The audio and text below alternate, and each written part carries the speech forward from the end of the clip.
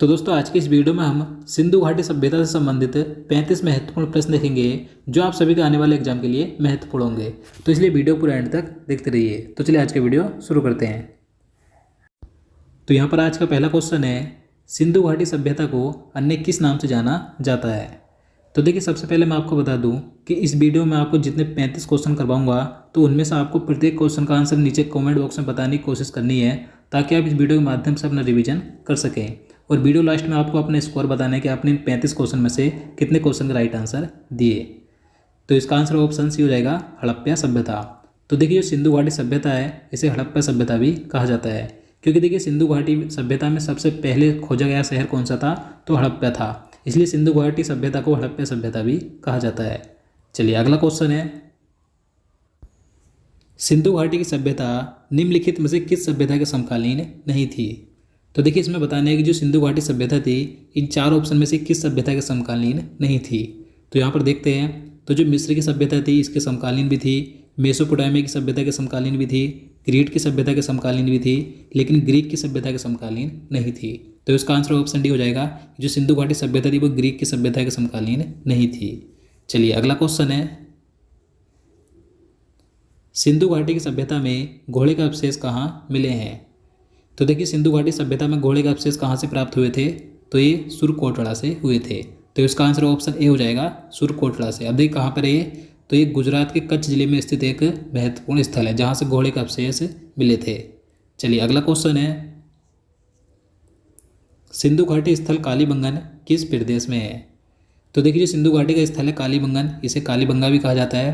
तो ये किस राज्य में है ये, तो ये राजस्थान राज्य में है। तो इसका आंसर ऑप्शन ए हो जाएगा, राजस्थान राज्य के हनुमान नगर जिले का एक प्राचीन स्थल है। और देखिए कालीबंगन से एक दुर्ग मिला था जो कि कई बार एग्जाम में पूछा जाता है, तो आपको याद रखना है। चलिए नेक्स्ट क्वेश्चन देखते हैं, हड़प्पा सभ्यता में मुख्य रूप से मूर्तियाँ किसकी बनी होती थीं। तो इसका आंसर ऑप्शन ए हो जाएगा, टेराकोटा की। तो देखिए हड़प्पा सभ्यता में पकी हुई मिट्टी से टेराकोटा की मूर्तियाँ बनाई जाती थी, याद रखना है। चलिए अगला क्वेश्चन है, सिंधु सभ्यता यानी कि हड़प्पा सभ्यता किस युग की थी। तो देखिए सिंधु घाटी सभ्यता थी यानी कि हड़प्पा सभ्यता थी ये किस युग की थी, तो एक कांस्य युग की थी। तो इसका आंसर ऑप्शन ए हो जाएगा कि सिंधु घाटी सभ्यता एक कांस्य युगीन सभ्यता थी।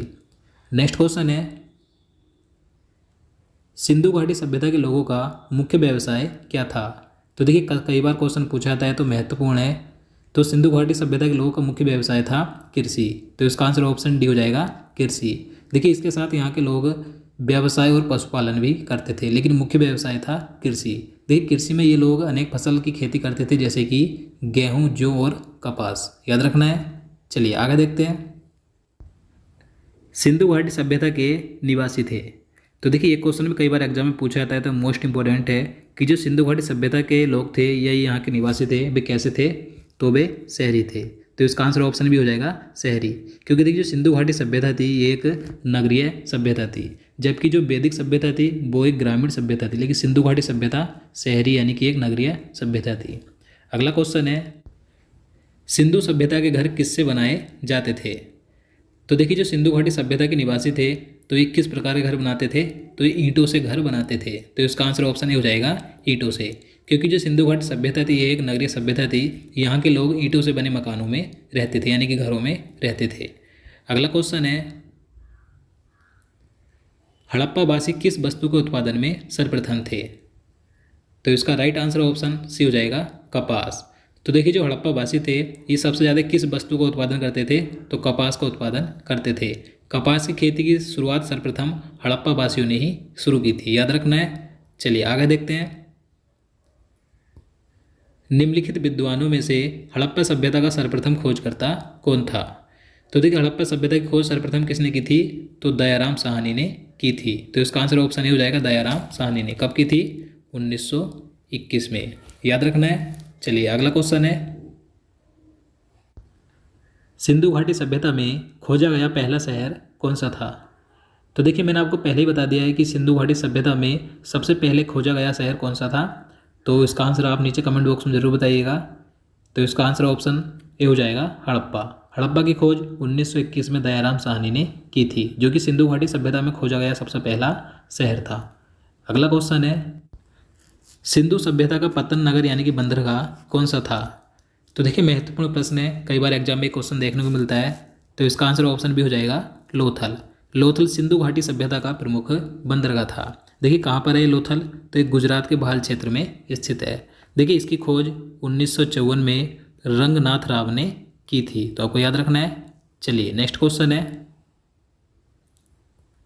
पैमाने की खोज ने यह सिद्ध कर दिया है कि सिंधु घाटी सभ्यता के लोग माप और तौल से परिचित थे। तो यह खोज कहाँ पर हुई? तो देखिए जब पैमाने की खोज ने सिद्ध किया है कि जो सिंधु घाटी सभ्यता के लोग थे ये माप तौल से भी परिचित थे, तो ये खोज कहाँ पर हुई है? तो ये हुई है लोथल में। तो इसका आंसर ऑप्शन डी हो जाएगा लोथल में। अगला क्वेश्चन है, हड़प्पा के लोगों की सामाजिक पद्धति क्या थी? तो देखिए जो हड़प्पा के लोग थे इनकी सामाजिक पद्धति थी उचित समतावादी। तो इसका आंसर ऑप्शन ए हो जाएगा उचित समतावादी। नेक्स्ट क्वेश्चन है, मृतकों का टीला हड़प्पा सभ्यता के किस पुरा स्थल को कहा जाता है? तो देखिए काफ़ी आसान क्वेश्चन है, आप इसका आंसर नीचे कमेंट बॉक्स में बता सकते हैं। तो इसका आंसर ऑप्शन बी हो जाएगा मोहनजोदड़ो को। मोहनजोदड़ो को मृतकों का टीला कहा जाता है। तो ये क्वेश्चन भी कई बार एग्जाम में पूछा जाता है, आपको याद रखना है। नेक्स्ट क्वेश्चन है, हड़प्पा सभ्यता के संपूर्ण क्षेत्र का आकार किस प्रकार का था? तो देखिए जो हड़प्पा सभ्यता थी तो इसका जो संपूर्ण क्षेत्र का आकार था ये किस प्रकार का था? तो ये त्रिभुजाकार था। तो इसका आंसर ऑप्शन सी हो जाएगा त्रिभुजाकार, याद रखना है। नेक्स्ट क्वेश्चन है, मोहनजोदड़ो किस नदी के किनारे स्थित है? तो देखिए जो मोहनजोदड़ो किस नदी के किनारे स्थित है? तो सिंधु नदी के। तो इसका आंसर ऑप्शन ए हो जाएगा मोहनजोदड़ो सिंधु नदी के किनारे स्थित है। बात करें रावी नदी की, तो रावी नदी के किनारे क्या स्थित था? तो हड़प्पा रावी नदी के किनारे स्थित है। और घग्गर नदी के किनारे स्थित है कालीबंगा। और यहाँ पर जो भोगवा नदी है इसे वर्तमान में साबरमती नदी कहते हैं, तो इसके किनारे स्थित था लोथल, याद रखना है। चलिए अगला क्वेश्चन देखते हैं, हड़प्पा सभ्यता के अंतर्गत हल से जोते गए खेत का साक्ष्य कहाँ से मिला था? तो इसका राइट आंसर ऑप्शन सी हो जाएगा कालीबंगा से। तो देखिए कालीबंगा राजस्थान में है, तो कालीबंगा से हल से जोते गए खेत के साक्ष्य मिले थे। इसके साथ ही कालीबंगा से हवन कुंड, बलि प्रथा और अलंकृत ईंटें आदि के साक्ष्य मिले थे। और मैं आपको कुछ और पॉइंट बता देता हूँ। देखिए जो हड़प्पा है तो ये वर्तमान में पाकिस्तान में, तो यहाँ से मृत देवी की मूर्ति, गेहूँ और जौ, पासा, ताम्रतुला और दर्पण, लाल बलुआ पत्थर आदि के साक्ष्य मिले थे। उसके बाद है मोहनजोदड़ो, तो ये वर्तमान में पाकिस्तान में, तो यहाँ से बृहत स्नानागार, बृहत अन्नागार और दाढ़ी वाले पुजारी की मूर्ति आदि प्राप्त हुई थी। धोलावीरा की बात करें तो गुजरात में है, तो यहाँ से विशाल जलाशय, स्टेडियम, बांध और तटबंध आदि के साक्ष्य मिले थे। बात करें बनावली की जो कि हरियाणा में है, तो यहाँ से खिलौना हल और जौ और अंडाकार की बस्ती आदि के साक्ष्य मिले थे। बात करें सुरकोटदा की, तो ये गुजरात में, तो यहाँ से घोड़ों की हड्डियों का पहला वास्तविक अवशेष मिला था, जो कि मैं आपको पहले क्वेश्चन में बता चुका हूँ। चलिए अगला क्वेश्चन देखते हैं, सिंधु सभ्यता में बृहत स्नानागार कहाँ पाया गया है? तो मैंने आपको बता दिया है कि जो बृहत स्नानागार थे कहाँ पर पाए गए थे, तो मोहनजोदड़ो में। तो इसका आंसर ऑप्शन ए हो जाएगा मोहनजोदड़ो में बृहत स्नानागार पाया गया था। अगला क्वेश्चन है, हड़प्पा की सभ्यता का प्रमुख स्थल रोपड़ किस नदी के पर स्थित था? तो इसका आंसर ऑप्शन ए हो जाएगा सतलज नदी पर। तो देखिए रोपड़ स्थल था हड़प्पा सभ्यता का, ये सतलज नदी पर स्थित था। नेक्स्ट क्वेश्चन है, हड़प्पा में एक अच्छे जल प्रबंधन का पता किस स्थान से चलता है? तो इसका आंसर ऑप्शन ए हो जाएगा धोलावीरा से। तो देखिए हड़प्पा सभ्यता में एक अच्छा जल प्रबंधन भी था, यानी कि एक जल प्रबंधन की अच्छी व्यवस्था थी। तो ये कहाँ से पता चला था? तो धोलावीरा से चला था, क्योंकि धोलावीरा से ही विशाल जलाशय, बांध और तटबंध आदि के साक्ष्य प्राप्त हुए थे, याद रखना है। चलिए नेक्स्ट क्वेश्चन है, क्वेश्चन नंबर 23 है, किस स्थान से नृत्य मुद्रा वाली स्त्री की कांस्य मूर्ति प्राप्त हुई थी? तो देखिए एक डांसिंग गर्ल जो कि कांस्य की थी, कांस्य की मूर्ति थी, कहाँ से प्राप्त हुई थी? तो मोहनजोदड़ो से हुई थी। तो इसका आंसर ऑप्शन भी हो जाएगा मोहनजोदड़ो से कांस्य की एक स्त्री की मूर्ति प्राप्त हुई थी नृत्य करती हुई। तो आपको याद रखना है। चलिए अगला क्वेश्चन है, हड़प्पा वासियों ने सर्वप्रथम किस धातु का प्रयोग किया था? तो देखिए सर्वप्रथम हड़प्पा वासियों ने किस धातु का प्रयोग किया था? तो ये किया था तांबे का। तो इसका आंसर ऑप्शन भी हो जाएगा तांबे का। नेक्स्ट क्वेश्चन है, हड़प्पा के निवासी किस खेल में रुचि रखते थे? तो देखिए हड़प्पा के निवासी किस खेल में रुचि रखते थे? शतरंज में। तो इसका आंसर ऑप्शन बी हो जाएगा कि हड़प्पा के निवासी शतरंज में रुचि रखते थे।